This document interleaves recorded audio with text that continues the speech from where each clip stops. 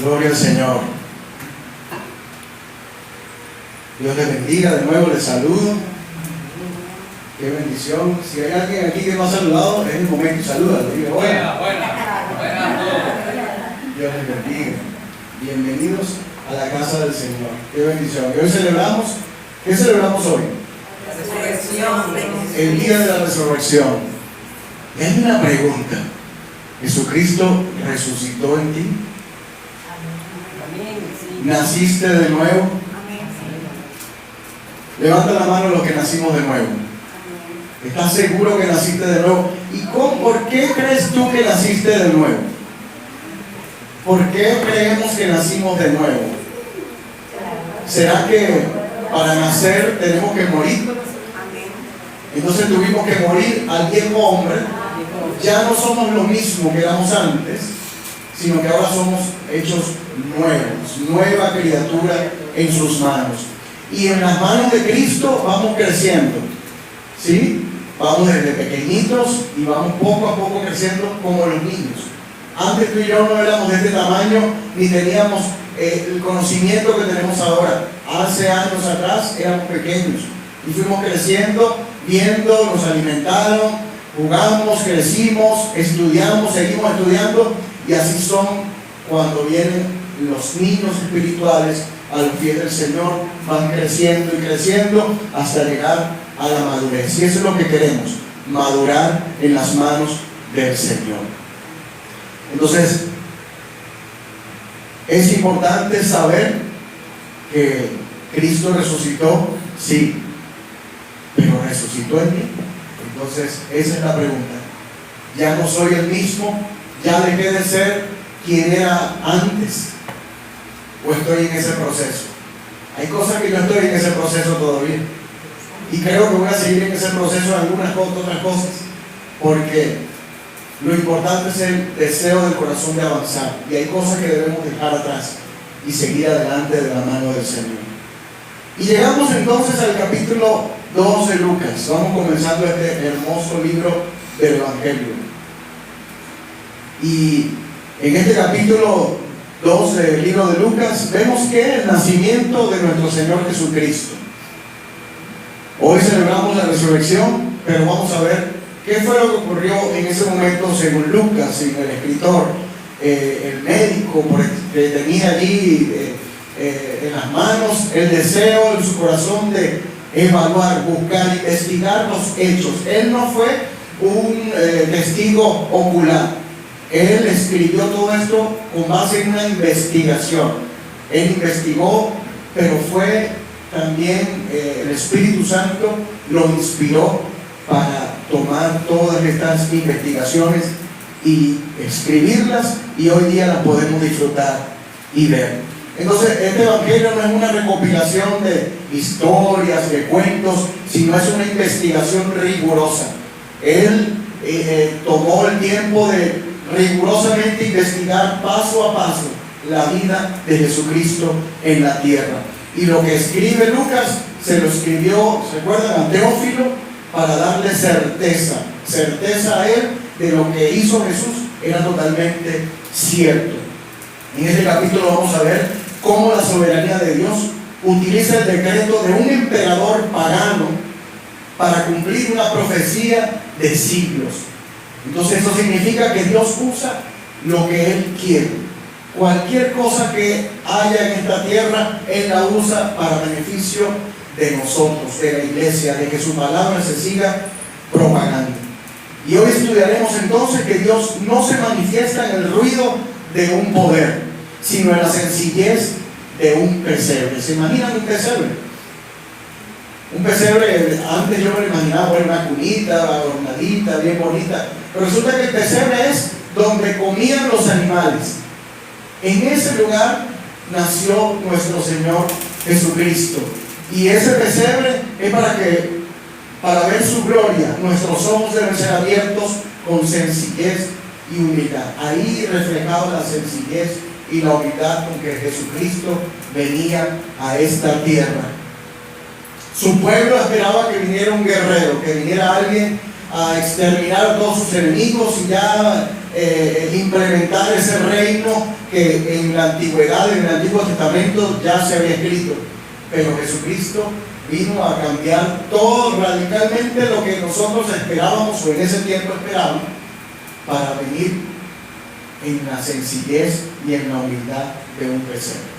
Entonces, como primer punto, vamos a ver el escenario del cumplimiento. Y aquí vamos a leer Lucas del 2 del 1 al 7. ¿Lo tienen en la mano? Amén. Gloria a Dios. Vamos a leer en el nombre del Padre, del Hijo y del Espíritu Santo su palabra. Aconteció que en aquellos días que se promulgó un edicto de parte de Augusto César, que todo el mundo fuese empadronado o censado. Este primer censo se hizo siendo Cirenio gobernador de Siria, e iban todos para ser empadronados, cada uno a su ciudad.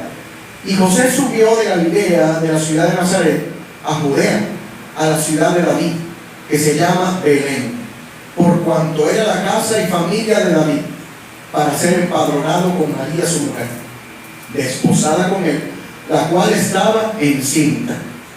Y aconteció que estando ellos allí, se cumplieron los días de su alumbramiento, y dio a luz a su hijo primogénito, y lo envolvió en pañales y lo acostó en un pesebre, porque no había lugar para ellos en el mesón.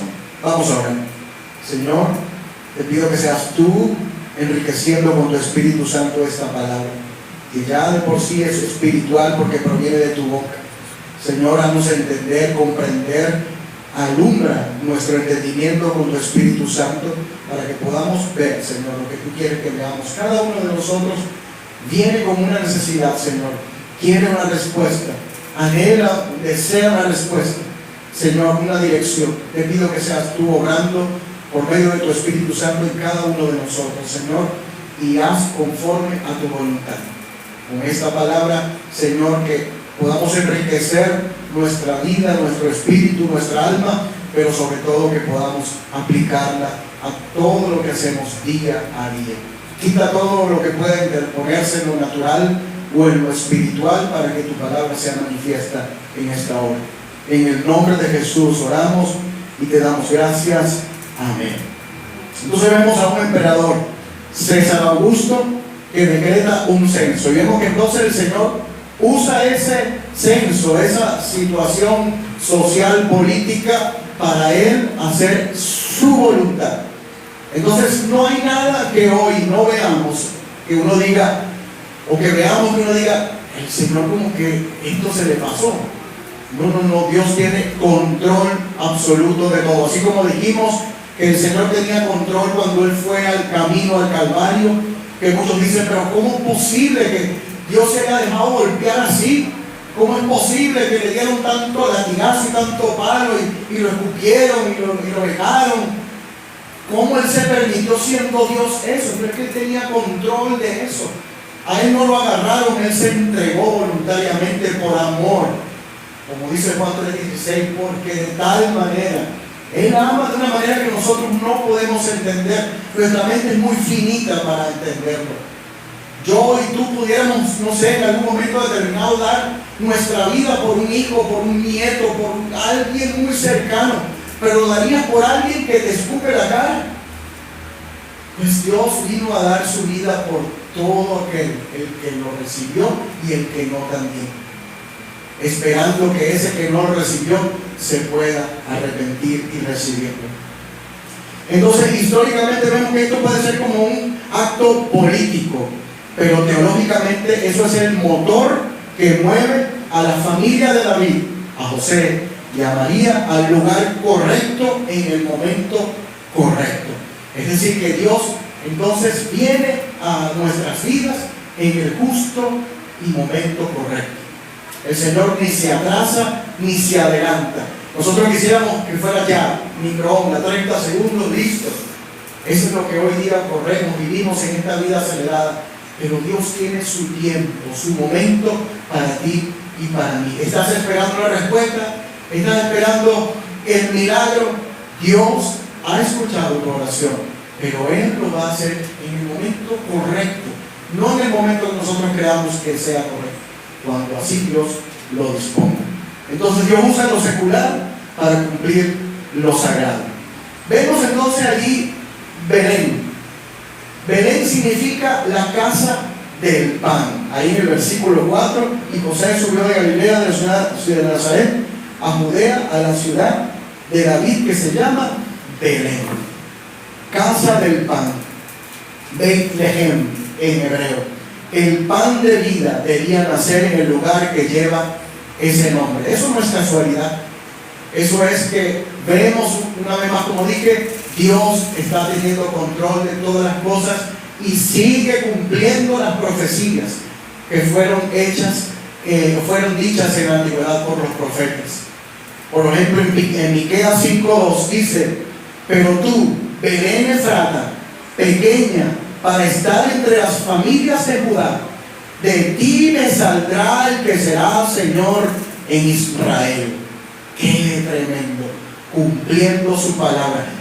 ¿Quién iba a decir que entonces, cuando el emperador romano, que no tenía nada que ver con las cosas de Dios, decretaron censo, era el momento justo cuando José y María tenían que ir a Belén, porque ellos habían nacido allí para ser empadronados?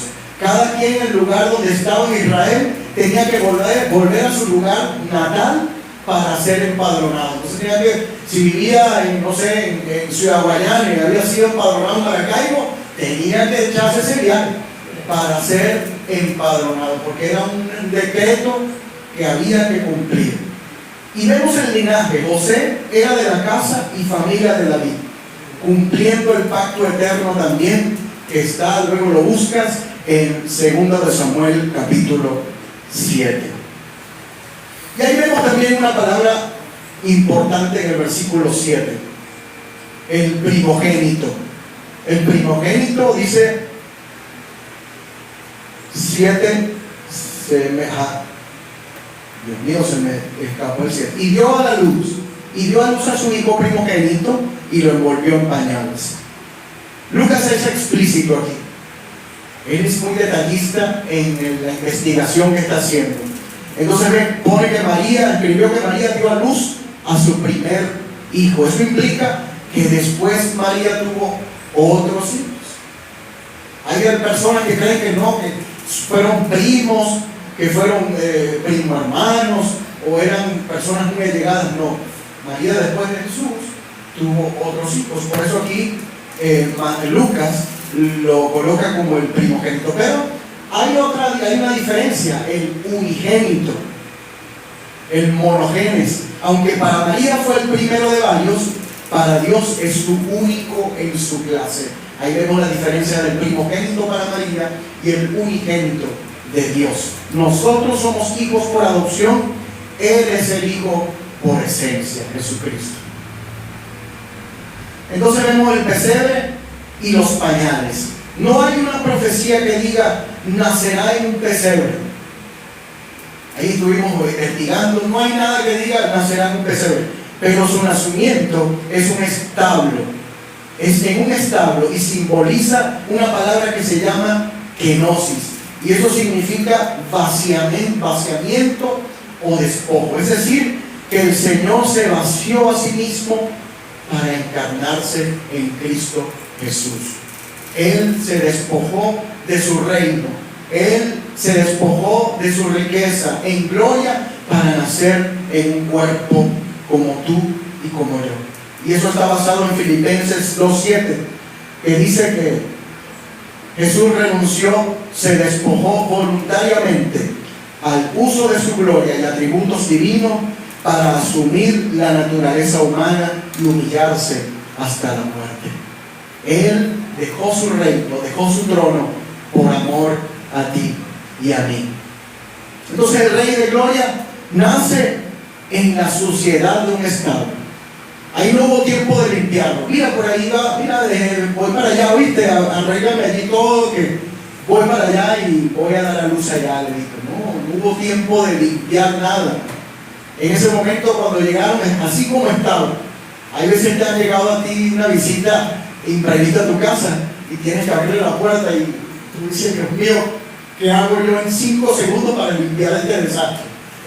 Pero igualito tienes que dejarlo entrar. ¿Y tú qué haces? ¿O qué hacemos?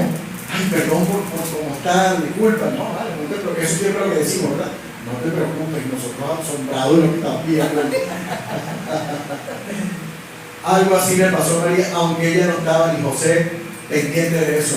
Pero me imagino que las personas que estaban allí hubiesen querido limpiar, pero no tuvieron tiempo de arreglar el lugar. Entonces Él nace en la sociedad un establo para decirnos que Él puede entrar en las áreas más sucias de nuestra vida para transformarla. Es una simbología. Hay personas que dicen, yo he escuchado, incluso mi propia mamá, no sé si están aquí viendo a través de las redes, pero ella decía que yo necesito estar lista para entregar mi vida a Jesús. Y entendía el tiempo en que quería estar acepta, quería estar limpia, quería estar, no sé, lo más posible sin pecado. Pero es que esa no es la labor de nosotros. Nunca lo vamos a poder hacer, sino solamente a través del sacrificio de Cristo en la cruz del Calvario por medio de su sangre. Él es el que nos da la limpieza de nuestro pecado. Él es el que nos redime. Él nos compró y Él nos limpia y Él nos levanta poco a poco. Entonces, aquí el Señor refleja que no importa el pecado, lo que hayamos cometido, el Señor es fiel a su promesa y Él limpia y levanta al que tiene un corazón sencillo y arrepentido. Entonces la sencillez es la marca del reino. El orgullo es la marca de este mundo. Vemos de los niños desde pequeños, cuando van creciendo, uno dice, pero ¿quién le enseñó a este muchacho tan chiquito a ser egoísta? Pero ¿quién le dijo a él que no podía, que tenía que pegarle si le pegaban? Pero es un instinto, venimos, aunque cuando nacemos nos vemos tan tiernos, pero venimos con la semilla de Adán, de pecado, la naturaleza pecaminosa, y así vamos creciendo. Y cuando entonces ya tenemos uso de razón, que podemos ver en la palabra, que podemos acercarnos a Jesús, entonces esa semilla de Adán es quitada y es sembrada la semilla de Jesucristo en nuestra vida para transformación de nuestra vida. Ahora, por causa de la multitud que llegó a Belén para ser censados, allí estaba, ese pueblo de Belén estaba abarrotado. Mucha gente que vivía en otros lados fueron a Belén para ser empadronados. Ahí había un gentío, seguramente había casas que ofrecían habitaciones, que ofrecían lugares para que los que venían de afuera puedan ser hospedados, y estaba repleto, estaba lleno el lugar. Y ellos andaban buscando un lugar donde estar para poder tener el momento del alumbramiento del niño. Y aquí vemos que aunque la perspectiva política romana era el motivo, o económico o administrativo, ¿por qué había que empadronarse? Hoy día como que es necesario, si vamos a tener una empresa, vamos a tener algo, hay que ir a algún organismo del gobierno para inscribirnos, para legalmente poder ejercer, sea carpintero, sea mecánico, sea panadero. Tenemos que tener un registro, ¿verdad?, para poder ejercer y cumplir con los impuestos. Eso es lo que estaba haciendo el Imperio Romano.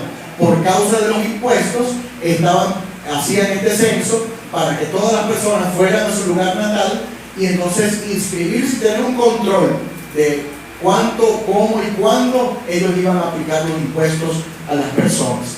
Y por eso que José y María llegaron a Belén, así como muchos otros fueron a su lugar natal para ser empadronados.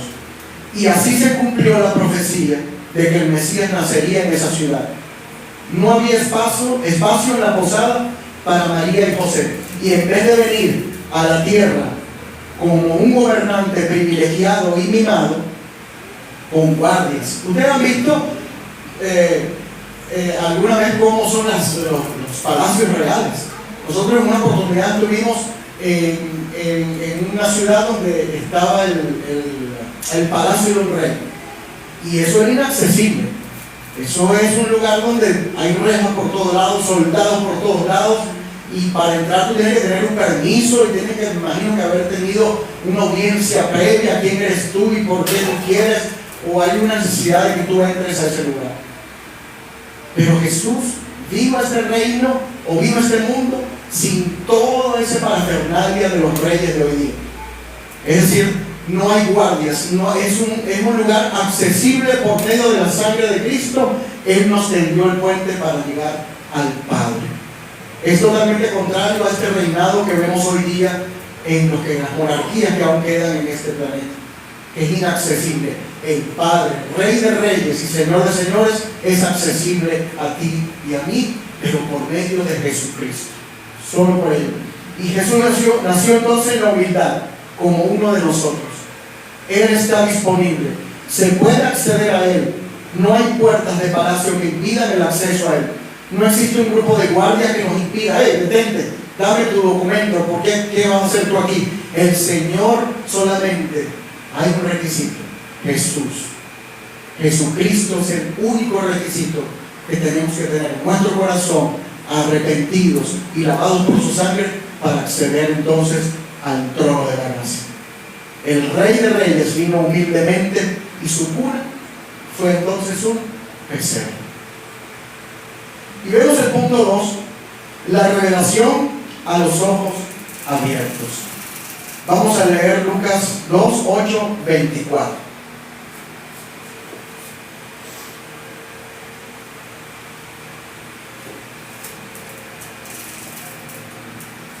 Dice así el Señor: había pastores en la misma región que velaban y guardaban las vigilias de la noche sobre su rebaño.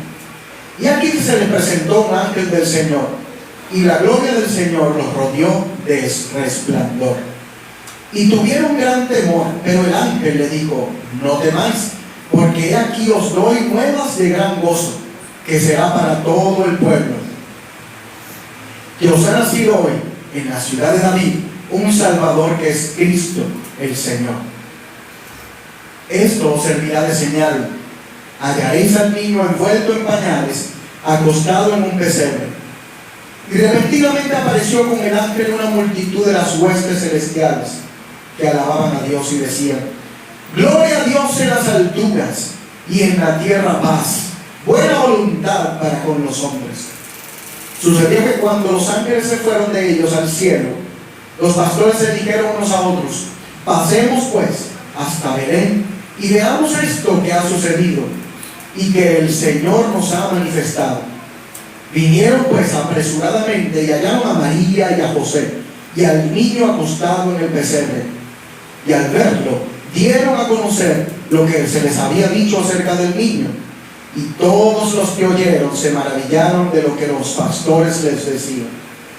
Pero María guardaba todas esas cosas, meditándolas en su corazón. Y volvieron los pastores glorificando y alabando a Dios por todas las cosas que habían oído y visto, como se les había dicho. Cumplidos los 8 días para circuncidar al niño, le pusieron por nombre Jesús, el cual le había sido puesto por el ángel antes que fuese concebido. Y cuando se cumplieron los días de la purificación de ellos, conforme a la ley de Moisés, le trajeron a Jerusalén para presentarle al Señor, como está escrito en la ley del Señor: todo varón que abriese la matriz será llamado santo al Señor. Y para ofrecer, conforme a lo que se dice en la ley del Señor, un par de tórtolas o 2 palominos. ¿Qué vemos allí? En el versículo 8, vemos los pastores que estaban afuera de noche. ¿Saben que en ese lugar están las estaciones de invierno, otoño, verano y... ¿cuál me faltó? Y primavera. Ahorita más o menos ya están entrando a primavera. Y ahí es contrario a lo que creemos que Jesucristo nació en diciembre, porque si no, los pastores no estuvieran de noche en ese lugar por el frío. Es muy húmedo, muy frío ese lugar, y ellos resguardan a las ovejas y también a sus propias vidas de ese frío inclemente que hay en ese lugar en esa fecha de diciembre.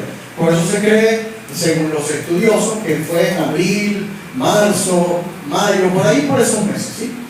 Pero lo importante es que no nos debemos dejar llevar por lo que las tradiciones. No, es que mira que la tradición me dice que esto y eso es. Busquemos en la palabra y debemos corroborar todo aquello que escuchamos, todo aquello que oímos, que debemos también ser cuidadosos de lo que oímos y lo que vemos y lo que escuchamos. No nos dispongamos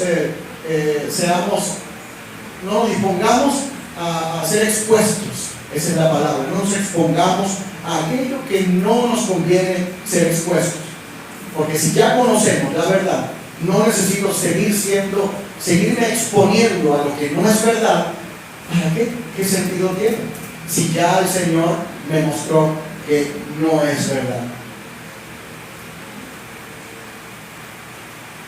Entonces vemos que hay una señal, la gloria y la señal. La gloria del Señor los rodeó. ¿A quiénes? A los pastores que estaban allí pastoreando a sus ovejas de noche. En el Antiguo Testamento esta gloria llenó el tabernáculo. Eso lo vemos en Éxodo 40:34. La señal no fue una corona de oro, sino un bebé en pañales en un pesebre. Y los ángeles le dijeron a los pastores: un pesebre, pañales. Los pastores, si hubiesen sido personas de la realeza, se hubiesen asombrado. ¿Cómo un rey que tú me dices va a nacer en un pesebre? Pero eran personas humildes. O sea que el Señor primero viene a los que están, o los que somos humildes, o los que son humildes. Y los humildes son entonces los que le hacen entender a aquellos que no tienen corazón humilde, porque hay veces hay personas que no tienen que estar en la realeza para ser orgullosos, hay personas que viven de forma muy humilde, pero tienen un corazón muy soberbio. Y hay también aquellos que están en la realeza o están en una posición económica privilegiada, y también hay personas que tienen un corazón sencillo. Pero la probabilidad más alta es que sea siempre al revés. Hay un paralelismo entonces acá con los ojos abiertos, de los ojos abiertos en el Antiguo Testamento. Para reconocer al Mesías en un establo se necesita la intervención de Dios, la intervención divina.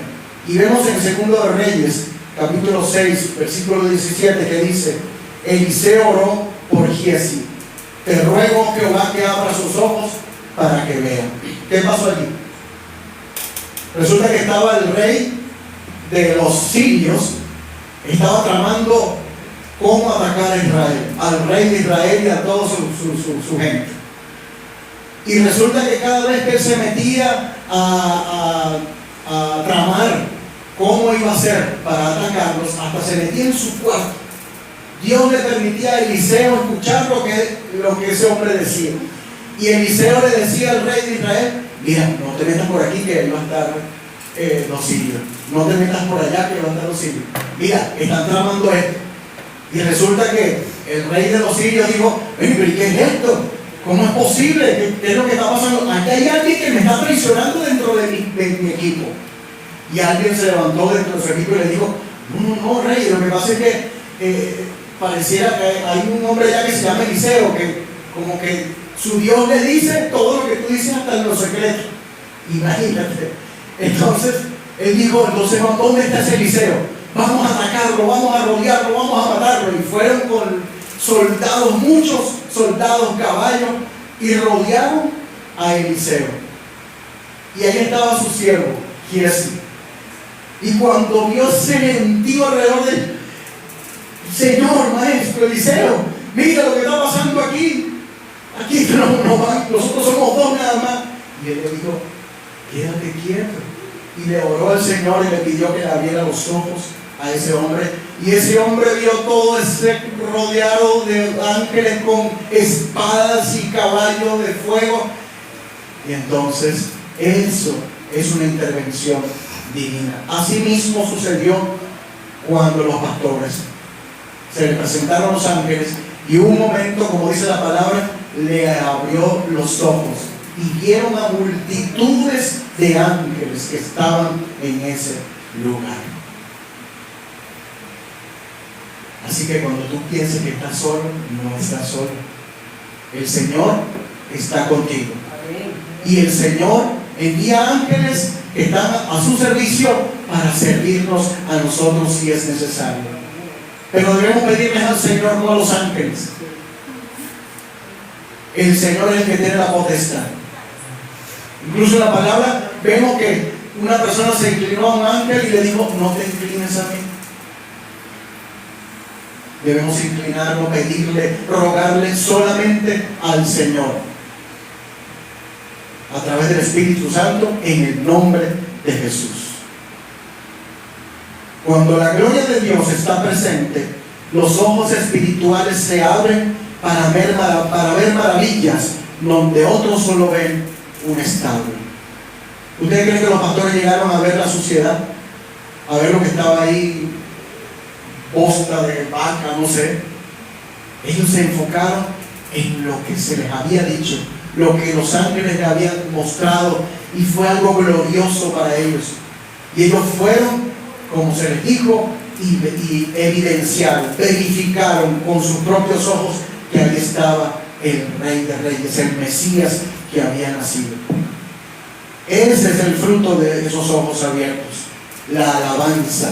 Ellos alabaron. En el versículo 14, las huestes celestiales decían: gloria a Dios en las alturas y en la tierra paz, buena voluntad para con los hombres. Imagínate que el Señor te permita ver todo esto así. Yo creo que nosotros vamos de camino, si el Señor nos manda a hacer algo como los pastores, alabando al Señor igualito como lo que vimos que nos permitió el Señor ver. Llenos de gozo, llenos de esa, impregnados de esa gloria que solamente el Señor nos puede permitir ver. Y esa misma gloria es necesaria que se manifieste en nuestras vidas mediante la revelación del Hijo de Dios en ti y en mí. Por eso decía al principio: ¿crees que Jesús resucitó? Amén. ¿Y cómo crees que Jesús resucitó? ¿Porque lo vi en la película? Porque la palabra lo dice, o porque has muerto al viejo hombre y ahora eres nueva criatura en sus manos. ¿Y cómo yo entonces determino, identifico eso? Es porque ahora ya no hago lo mismo que hacía antes, ya no pienso igual, ya no hablo igual, ya no actúo igual. Ahora tengo misericordia para con los demás. Antes era explosivo, ahora tengo dominio propio. Antes era misericordia, ahora tengo compasión. Antes no me importaba nada lo de la palabra, ahora tengo hambre y sed de la palabra. Esas son las señales de la marca de Cristo en nuestras vidas. ¿Resucitó Cristo en tu vida? Y vemos también en el verso 19, ¿qué es lo que hace María allí? Atesora, medita.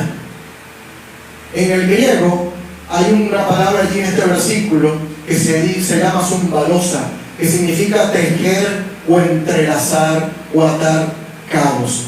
María no estaba solo pensando, estaba conectando las palabras que le dio el ángel Gabriel con lo que ahora veía. Estaba atando cabos. Es así como cuando nos pasa algo y después nos vuelve a pasar algo que dice: oye, pero esto con esto, más esto, estaba allí atando cabos de lo que había recibido del ángel Gabriel y de lo que ahora estaba sucediendo cuando vio que los pastores entraron a ese lugar y dijeron lo que dijeron allí, alabando al Señor y viendo que el niño, ese Mesías, estaba en ese pesebre. Ella estaba maravillada de ver cómo la palabra de Dios se hacía carne frente a sus propios ojos. Eso es como cuando oramos por alguien y con fe oramos, aquí tomados de la mano los días miércoles, o cuando estás en casa, oramos por alguien en el ayuno, y cuando entonces vemos el testimonio de que la persona fue sanada, o que la persona obtuvo un trabajo, o que la persona resolvió la situación que tenía en casa, o que el matrimonio fue restaurado, vemos el fruto de la oración, vemos el fruto de lo que Dios está haciendo. Pero para poder verlo hay que primero creerlo. ¿Por qué nosotros vemos esta palabra? Ahí abre, no saques tu versículo allí, tu capítulo 2, pero Abre la Biblia en otro lugar, en cualquier lado, no importa, la que tengas ahí, ábrela. Y lee un versículo cualquiera allí. Te voy a dar 5 segundos para que lo leas. Lo que dice ahí, ¿es cierto o es falso? Cierto. Es cierto, ¿verdad? La palabra es verdad. La palabra es viva, es espíritu. Y todo lo que leemos en la palabra es verdad. Muchas veces nosotros queremos adornar la palabra con otras palabras que no están en la palabra. Por eso debemos ser cuidadosos de lo que oímos. Porque a veces sacamos un texto de un contexto y, como dice, lo volvemos un pretexto para manipular y hacer cosas que la gente haga porque yo creo que es así. Pero resulta que la palabra no se equivoca, es infalible, es inerrante. Y vemos entonces en el verso 23 el cumplimiento de la ley también. 8 días para circuncidarlo. José y María son judíos, o eran judíos, y ellos cumplían rigurosamente la ley. Pero además de cumplirla, eran devotos, agradaban adorar a Dios. Ellos les agradaba hacer las cosas porque tenían un corazón sencillo y humilde. Por eso Dios puso su mirada en ellos. En su humildad vemos que, antes de esto, además esperaron los 40 días para purificación de los padres. Eso está en Levítico. Cuando una mujer acaba de dar a luz, tiene que esperar esa cuarentena. Son 40 días para entonces ir al templo y ofrecer ofrenda. Y en su humildad vemos que ellos ofrecen 2 tórtolas o 2 palominos. En Levíticos 12, 6, 8 dice que cuando esto suceda deben llevar un cordero de 1 año, y si no lo tuviese, entonces 2 tórtolas o 2 palominos, uno para el holocausto y el otro para expiación. Entonces vemos que son personas humildes, porque si hubiesen sido personas adineradas hubiesen llevado el cordero, y de 1 año además, específicamente tenían que tener esa característica. Entonces vemos que son personas humildes, sencillas, así como tú y como yo. ¿Vamos bien? Gloria al Señor. Vamos al tercer punto: justo y piadoso para proclamar. Vamos ahora al verso 25 al 38. Y aquí había en Jerusalén un hombre llamado Simeón, y este hombre, justo y piadoso, esperaba la consolación de Israel, y el Espíritu Santo estaba sobre él. Y le había sido revelado por el Espíritu Santo que no vería la muerte antes que viese al ungido del Señor. Y movido por el Espíritu, vino al templo. Y cuando los padres del niño Jesús lo trajeron al templo para hacer por él conforme al rito de la ley, él le tomó en sus brazos y bendijo a Dios diciendo: ahora, Señor, despides a tu siervo en paz, conforme a tu palabra, porque han visto mis ojos tu salvación, la cual has preparado en presencia de todos los pueblos, luz para revelación a los gentiles y gloria de tu pueblo Israel.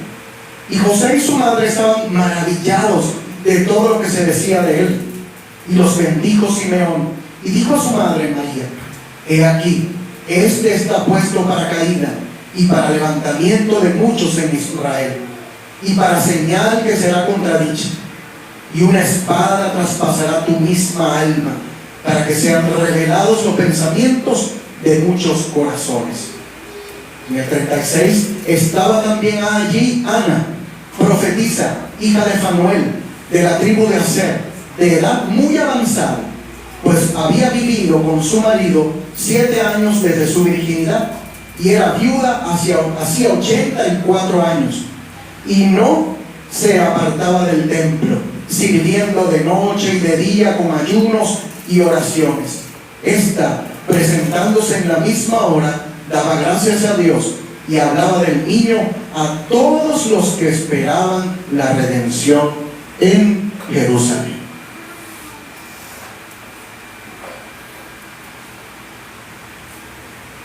Simeón, justo, en el original griego Nikaios, esto significa que es una persona éticamente recto, es una persona recta, y piadoso, es una persona que tiene una reverencia profunda.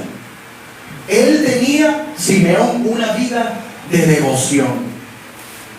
Por eso el Espíritu Santo estaba sobre él. Dios se manifiesta a los humildes de corazón, a los que esperan en él. ¿Qué espera Dios de nosotros?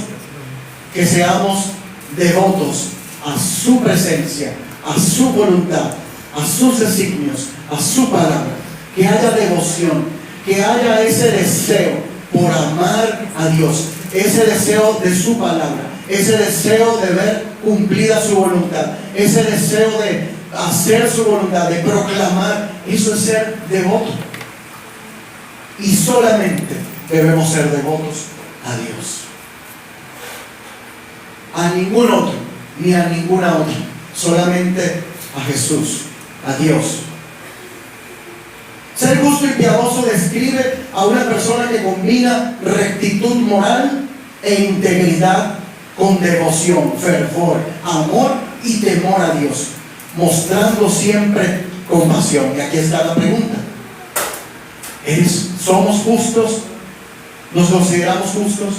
¿Nos consideramos piadosos? ¿Somos rectos moralmente? ¿Somos íntegros de una sola pieza? Es decir, no tenemos dos facetas, dos caras. ¿Somos igual aquí que en cualquier otro lugar? ¿Somos fervorosos en buscar a Dios, su palabra, su presencia? ¿Amamos a Dios? ¿Tememos a Dios, no de miedo, sino de respeto, de reverencia, un temor reverente? ¿Mostramos compasión por los demás o le pasamos por encima a cualquiera que quiera interponerse en mi camino?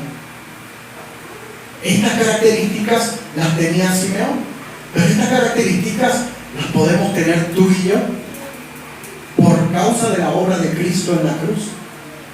No por ser devotos a santos ni a otras circunstancias que nos ofrece este mundo, sino a Dios por medio de Jesucristo, por la obra que hizo Jesús en la cruz.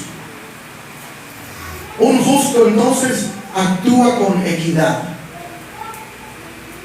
equilibrado, actúa con la verdad, mientras que un piadoso demuestra reverencia a Dios, misericordia y piedad hacia los demás, viviendo según los principios y la voluntad de Dios.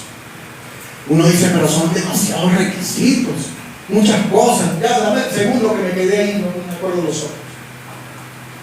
Es que de eso habla la palabra en el fruto del Espíritu.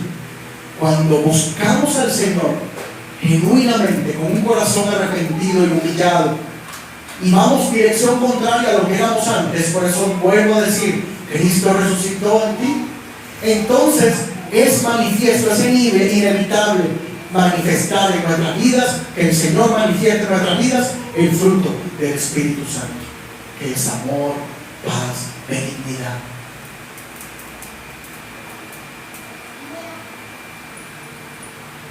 Aquí vemos un cumplimiento de la palabra del Señor, otro más. O sea que el Señor vino a cumplir, incluso antes de haber nacido ya estaba cumpliendo la palabra. Y hasta el último momento en la cruz del Calvario, como lo vimos acá el día viernes, cumplió la palabra, el Antiguo Testamento. Y entonces nos mostró ese nuevo pacto por medio de la cruz. Y así como pasó una semana, muchas cosas antes de que Jesucristo llegara a la cruz, aquí también pasaron cosas importantes esta semana. El lunes tuvimos la caminata de oración. El martes tuvimos el ayuno de la mañana. Después en la noche tuvimos ese devocional a través de las redes sociales. Después el miércoles tuvimos el servicio de oración. Después el jueves, aquí no hubo nada, pero cada quien seguramente en su casa tuvo su devocional. Y cada día de la semana pasamos devocionales al grupo. El día viernes estuvimos acá en un momento hermoso, precioso que el Señor nos permitió tener cuando estudiamos las 7 palabras, 7 frases que Jesucristo dijo en la cruz del Calvario. Y hoy estamos celebrando el día de resurrección, día domingo. Entonces, el Señor desea, anhela que en ti y en mí cada día sea un domingo de resurrección. Cada día celebremos a Cristo. Que cada día pongamos tiempo, dispongamos el tiempo. El diezmo no solamente traer al alfolí de lo que Dios nos ha dado, sino también de tu tiempo. Por lo menos ese 10% de las 24 horas del día. Bueno, es que yo todo el día me acuerdo de Dios, no, pero ¿estuviste con nuestro Señor allí postrado o meditando la palabra, olvidándote de la cocina, olvidando? ¿Tienes un tiempo para Dios? El Señor anhela estar contigo, como dice la palabra, a puerta cerrada, allí en la intimidad, tú y Él. Y créeme, te va a enseñar y a hablar más de lo que a ti te habla. Aquí damos la palabra, damos la enseñanza, pero es responsabilidad nuestra también crecer, como el niño en el colegio, ¿verdad? Lo mandamos para el colegio, pero cuando llega de clase, no, nosotros no tenemos nada que ver con eso. Tenemos que sentarlo y mira, una calle, es la letra, vamos a hacer la tarea. Ustedes saben de eso, ¿verdad? Asimismo el Señor es en el hospital, pero también en la escuela, donde aprendemos del Señor. Y es nuestra responsabilidad como discípulos de también día a día alimentarnos. Si no nos alimentamos de lo espiritual, esa parte se va poniendo flaquita, pero si lo alimentamos, va tomando su vigor. Entonces vemos en Isaías 52:10 que habla sobre esto, salvación a las naciones. Y en Isaías también 42:6, luz a los gentiles. Es decir, que es para toda la humanidad. Ya estaba diciendo allí que era para toda la humanidad, no solamente para un sector o para un país solamente. Entonces Simeón, sosteniendo al niño Jesús en brazos dentro del templo de Jerusalén, ahí vemos que en el 25 al 35 simboliza el encuentro entre la esperanza del Antiguo Testamento y el cumplimiento de la promesa mesiánica. Ahí estaba simbólicamente ese hombre tomando al niño en esa promesa que había sido hecha en el Antiguo Testamento, cumpliéndose allí en delante de sus propios ojos. ¿Y qué vemos ahora en la caída y levantamiento? Versos 34 y 35. Y los bendijo Simeón y dijo a su madre María: he aquí, este está puesto para caída y para levantamiento de muchos en Israel. Y eso está en Isaías 8, 14 al 15, tanto la caída. Y también en Malaquías 2 habla sobre ese levantamiento, y en el griego es anástasis, es resurrección. Eso es lo que significa esa palabra, y la habla en Malaquías. Entonces vemos aquí el cumplimiento una vez más de la profecía del Antiguo Testamento delante de nuestros propios ojos. ¿Y eso qué implica? Implica que en Jesús estamos obligados a tomar una decisión para nuestras vidas. En Jesucristo no hay neutralidad, no hay grises. En Jesucristo o caemos o resucitamos junto con Él, o nos levantamos. No podemos estar en medio. De hecho, hay una palabra muy fuerte en la palabra que el Señor habla sobre los tibios, los que están en medio, los que están allí en neutrales. Bueno, sí, pero no. Y dice que llegado el tiempo, parafraseando, dice que los vomitaré de mi boca, por cuanto no eres ni frío ni caliente, sino tibio. Entonces, hay que tomar una decisión en nuestras vidas. El Señor nos llama a tomar decisiones. Yo recuerdo hace años cuando recibí al Señor, yo era neutral. Sí, aunque trataba de no hacer lo que hacía antes, buscaba, me esmeraba, pero mi corazón todavía no había ese fervor, no había ese deseo, ese anhelo de buscar la palabra del Señor, de realmente tener ese encuentro con Jesús.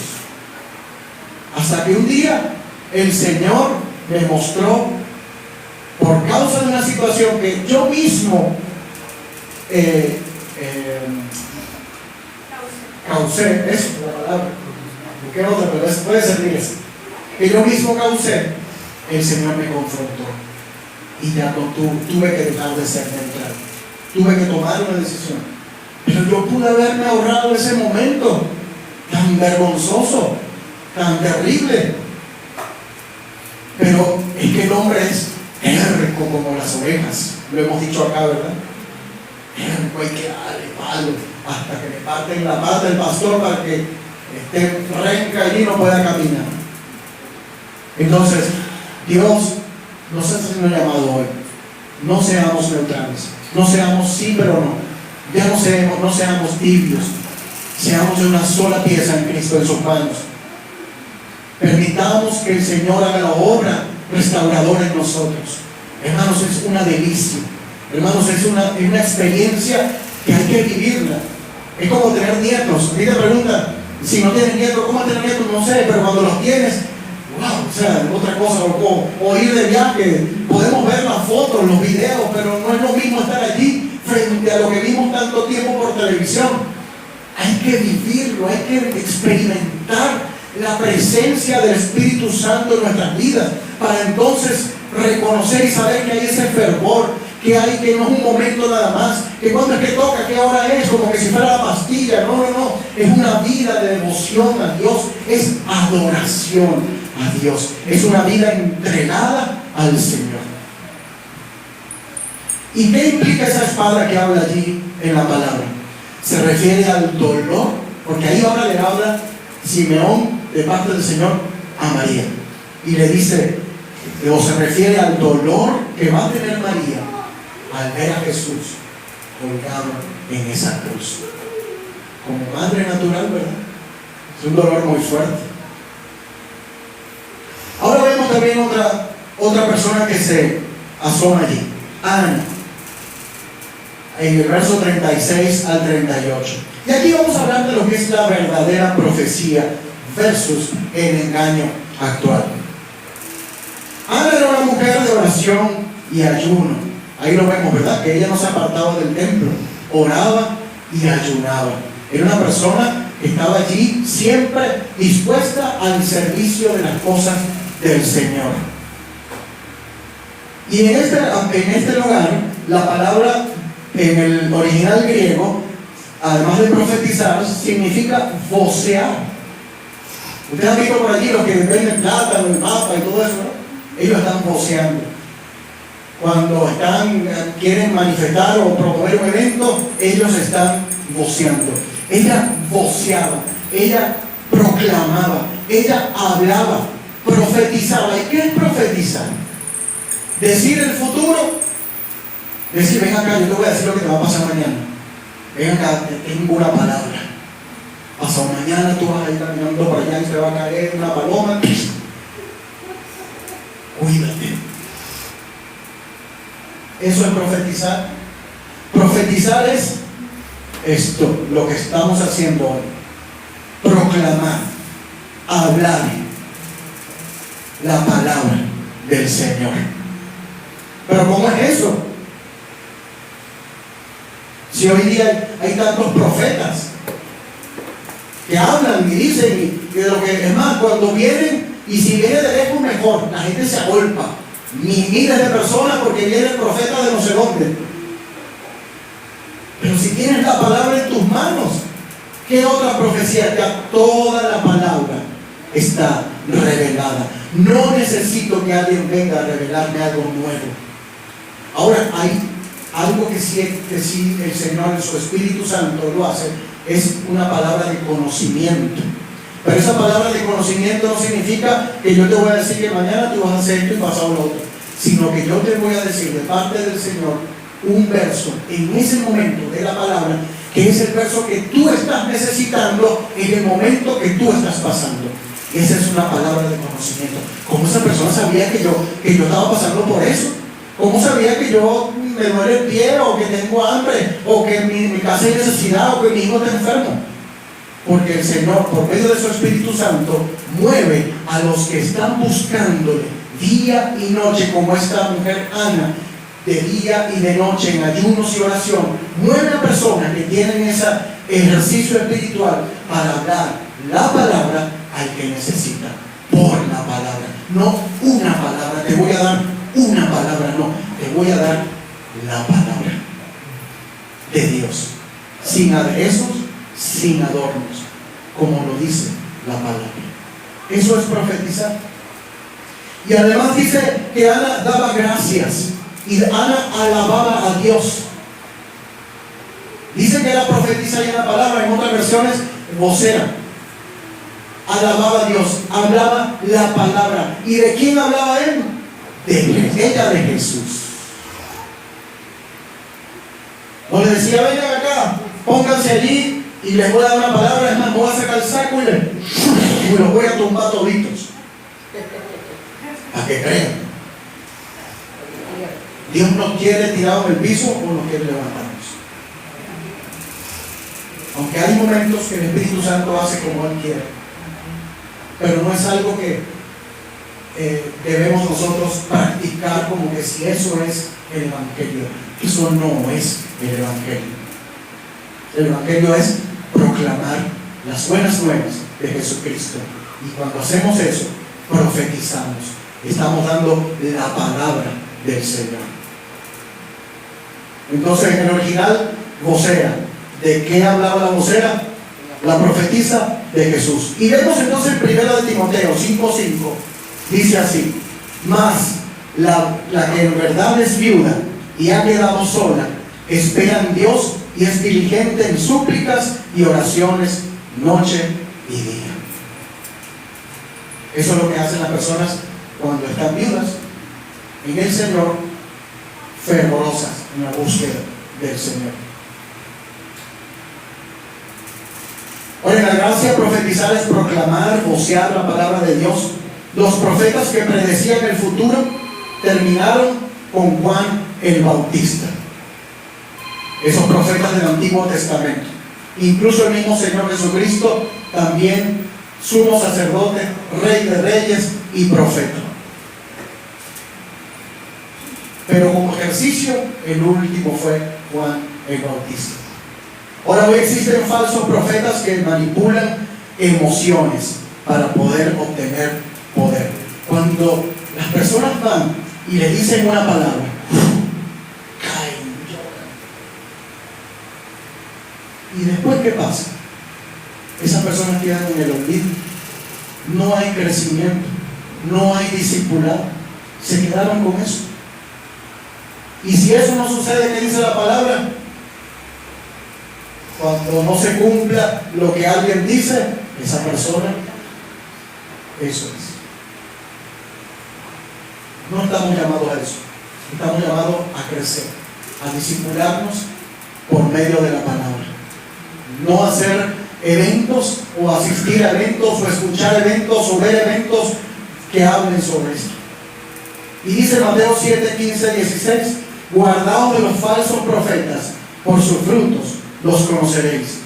Y 1 Corintios dice 14:3: el propósito es edificar, exhortar y consolar. Ese es el propósito de la palabra. Las personas, cuando reciben esta adivinación del futuro, no están siendo ni edificados, ni exhortados, ni consolados. Muchos usan incluso Corintios 8:9 para decir que Jesús nos hace ricos materialmente. Eso es falso. Jesús se hizo pobre para darnos riquezas espirituales. En Mateo 8, 19, 20 dice: Jesús no tenía dónde recostar su cabeza. Su riqueza no era de este mundo. Entonces nos ofrecen una riqueza, sí, pero espiritual. Si a Dios le place darnos riquezas materiales, gloria a Dios. Y estoy seguro que en un corazón sencillo y humilde, tratado por la mano de Dios, esas riquezas van a ser usadas para seguir esparciendo el Evangelio. Y como último para este punto, Timoteo 4:1 y 7, en la versión PDT dice: el Espíritu dice claramente que en los últimos tiempos algunos se apartarán de la fe. Y el 7 dice: no prestes atención a cuentos mundanos y tontos que no ayudan en nada. Más bien, entrénate para ser un buen siervo de Dios. Entonces no perdamos el tiempo, hermanos. Bueno, yo voy a ver que tengo que ver porque hay demasiado que ver. No pierdas el tiempo. No desgastes tu vida. No pierdas más el tiempo viendo lo que no debes ver. Ve la palabra del Señor. ¿Quieres profecía? ¿Quieres ver el futuro? Aquí está. ¿Quieres ver el pasado? ¿Quieres ver toda la ciencia? Aquí está. ¿Quieres ver qué va a pasar con tu vida? Aquí está. ¿Quieres ver qué va a pasar mañana? Aquí está. Jóvenes y jóvenes, para que otro le adivine el futuro. Eso es aberración al Señor. Si buscas profetas para que te digan que vas a prosperar sin pasar el proceso de madurez, entonces estás siendo engañado. Porque si tú quieres llegar, que el Señor te ponga en un lugar, hay un proceso de vida que hay que pasar. Eso no es así, microondas. Nosotros no estamos aquí por microondas. Años de situaciones igual que ustedes. Y a Dios le plació en este tiempo estar aquí. Pero un proceso. No creas en esos procesos de microondas. La vida tiene un proceso. En proceso. Y en las manos del Señor, mucho más. De moldear barro en sus manos. Y después que nos deshizo y nos volvió a hacer de nuevo, entonces ¿qué pasa? Ya estoy listo. No, nos mete en el fuego, no sé cuántos grados centígrados, y después nos saca y nos empieza a pulir y a tallar. Es un proceso de vida, toda la vida es un proceso. Y el cuarto punto, crecimiento y sujeción. Leemos ya del 39 al 52. Después de haber cumplido con todo lo prescrito en la ley del Señor, volvieron a Galilea, a su ciudad de Nazaret. Y el niño crecía y se fortalecía, y se llenaba de sabiduría, y la gracia de Dios era sobre él. Iban sus padres todos los años a Jerusalén en la fiesta de la Pascua. Y cuando tuvo 12 años, subieron a Jerusalén conforme a la costumbre de la fiesta. Al regresar ellos, acababa la fiesta, se quedó el niño Jesús en Jerusalén, sin que lo supiese José y su madre. Y pensando que estaba entre la compañía, anduvieron camino de un día y le buscaban entre los parientes y los conocidos. Pero como no le hallaron, volvieron a Jerusalén buscándole. Y aconteció que 3 días después le hallaron en el templo, sentado en medio de los doctores de la ley, oyéndoles y preguntándoles. Y todos los que le oían se maravillaban de su inteligencia y de sus respuestas. Cuando le vieron, se sorprendieron. Y le dijo su madre: hijo, ¿por qué nos has hecho así? He aquí tu padre y yo te hemos buscado con angustia. Entonces le dijo: ¿por qué me buscabas? ¿No sabíais que en los negocios de mi padre me es necesario estar? Mas ellos no entendieron la palabra que les habló. Y descendió con ellos y volvió a Nazaret, y estuvo sujeto a ellos. Y su madre guardaba todas estas cosas en su corazón. Y Jesús crecía en sabiduría y en estatura y en gracia para con Dios y para con los hombres. A los 12 años, en el entorno judío, Jesús ya tenía esa edad y se consideraba ya como que estaba entrando en la adultez. Y eso es para todos los niños de esa edad. Entonces imagínate a Jesús, más o menos Gabriel, un poquito menos grande que él, de esa edad, tiene 14, ¿verdad? Jesús tenía 12 en ese momento. Un muchacho que manifestaba inteligencia, sabiduría y hablaba con los doctores de la ley. Es tremendo. Obviamente era una persona, Jesús es una persona dotada por el poder del Espíritu Santo.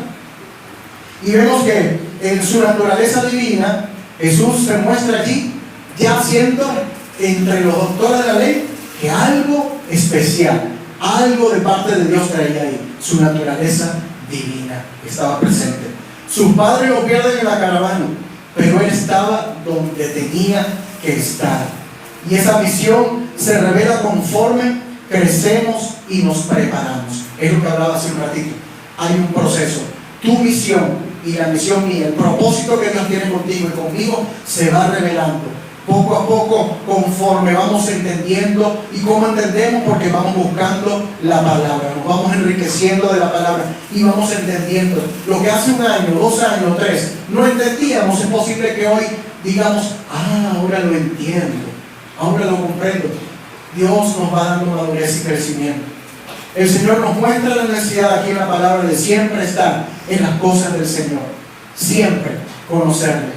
También vemos que hay honra y sujeción en el verso 51 y 52.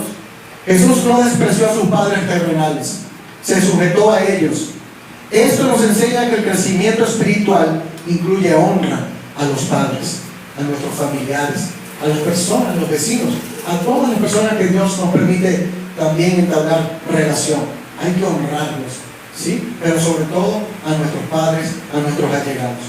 Jesús creció en una familia que guardaba la palabra. Ellos hacían conforme a lo que la ley les mandaba, las fiestas. En este caso fue el empadronamiento. Ellos fueron a ese lugar, ¿sí? Pero al cumplirse el tiempo después de los 40 días de la cuarentena, fueron entonces al templo, ¿sí? A ofrecer holocausto. Y allí entonces estaba Simeón, Ana. Y después, cuando volvieron a Nazaret, sí, vieron en el camino, después de 3 días o después de un día que Jesús no estaba allí, es que iban los familiares, iban juntos, eran parientes, dice la palabra, cuando iban al templo iban juntos en caravana y así mismo se regresaban. Y María no es que fue y José descuidado de Jesús, sino que estaban confiados de que venía con un pariente, con un tío, con un primo, no sé. Pero cuando se dio cuenta, entonces se devolvió a Jerusalén para buscarlo.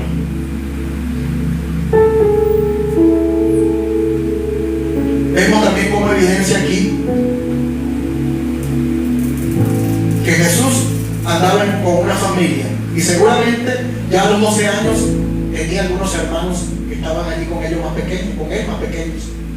Entonces vemos a sus hermanos biológicos más tarde, que fueran algunos pilares de la iglesia, como Jacobo y como Judas. Y ya para concluir, hoy domingo de resurrección,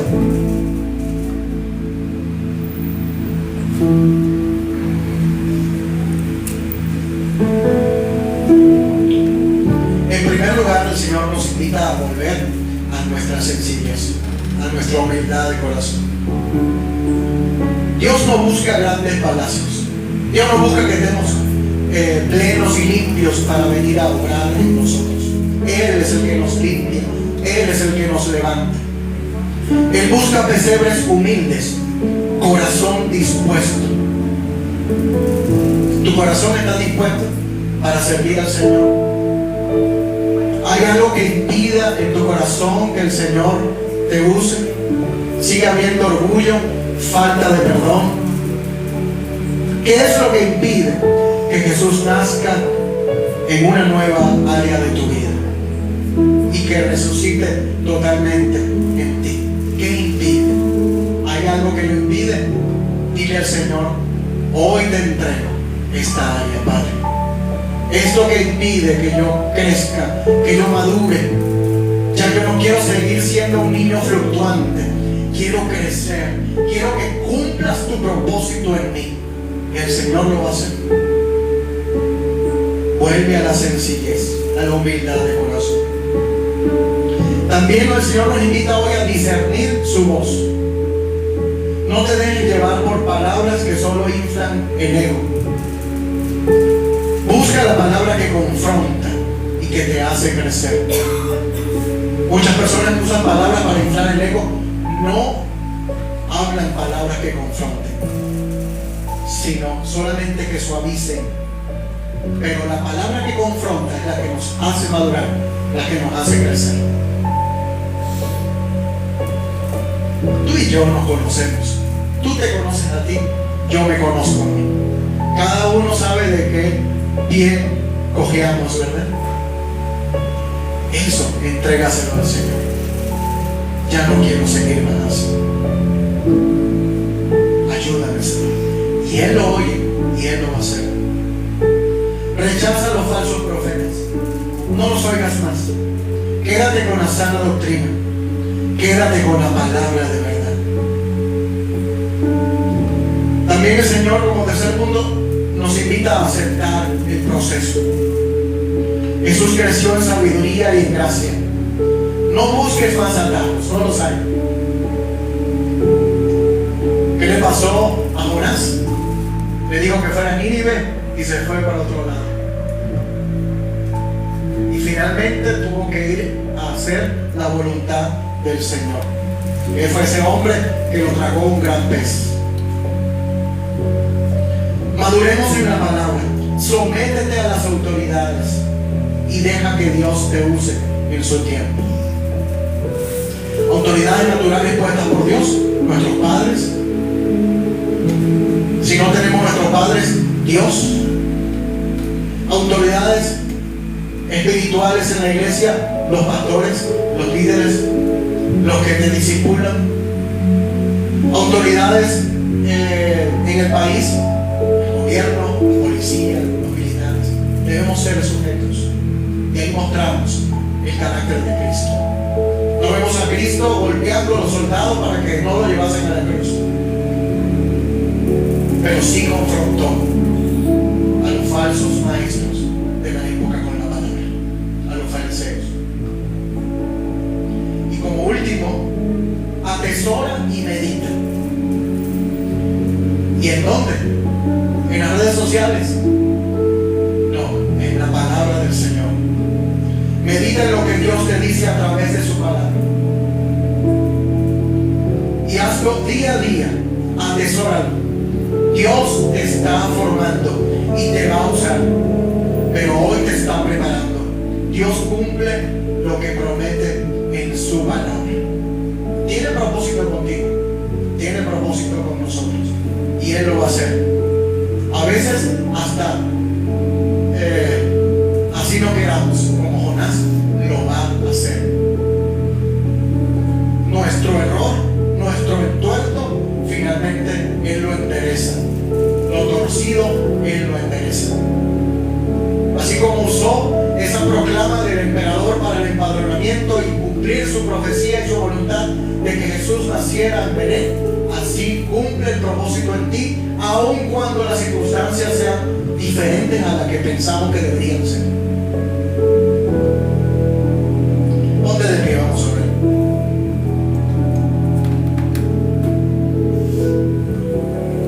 Y hay una verdad.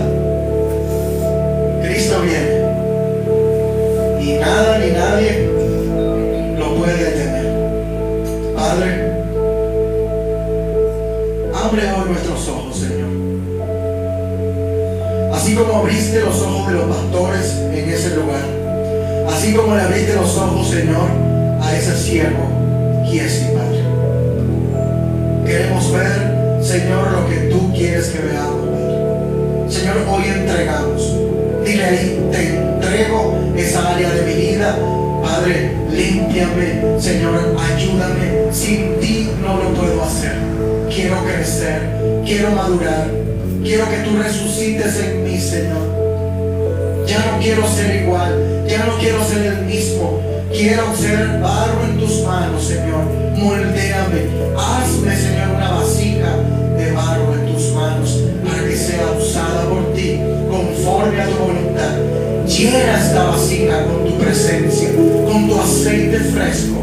Fluye, Señor, esta mañana en este lugar, a través de cada uno de nosotros, en nosotros, a través de los que están conectados. Fluye, Señor, en el nombre de Jesús te lo pedimos, Señor.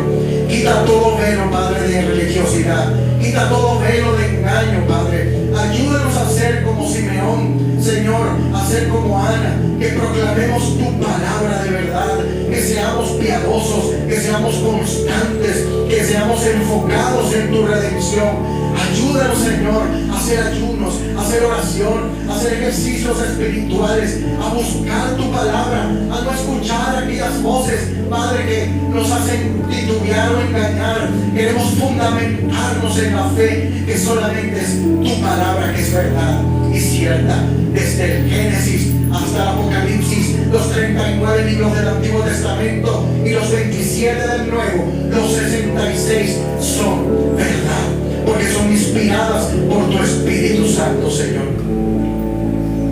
Y que nuestra riqueza sea siempre en Cristo, y nuestra meta, Señor, sea tu gloria.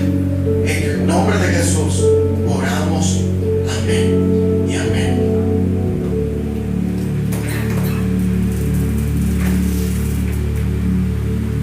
Cuando veo tu amor tan grande y te veo a ti en santidad, cuando